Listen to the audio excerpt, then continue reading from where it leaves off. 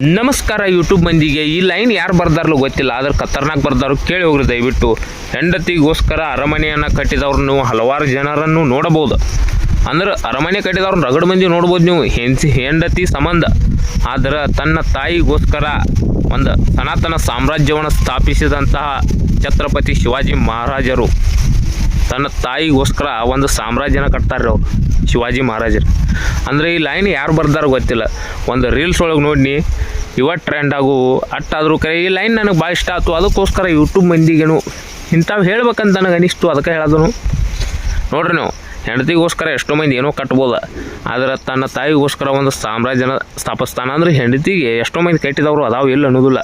ಆದ್ರೆ ತನ್ನ ತಾಯಿಗೋಸ್ಕರ ಸಾಮ್ರಾಜ್ಯ ಕಟ್ಟವ್ರ ಎಲ್ಲಿ ಸಿಗೋದಿಲ್ಲ ರೀ. ನೋಡ್ರಿ ನೀವು ಬೇಕಾರೆ ಶಿವಾಜಿ ಮಹಾರಾಜ್ ಹೆಂಗ್ರಿ, ಅವ್ರಿಗೆ ಕಂಪ್ಯಾರಿಸನ್ ಐತಿಲ್ಲ, ಅದು ಆಗೋದಿಲ್ಲ. ಆದರೂ ಕೂಡ ಹೇಳಿ ಸಬ್ಸ್ಕ್ರೈಬ್ ಮಾಡಿರಿ.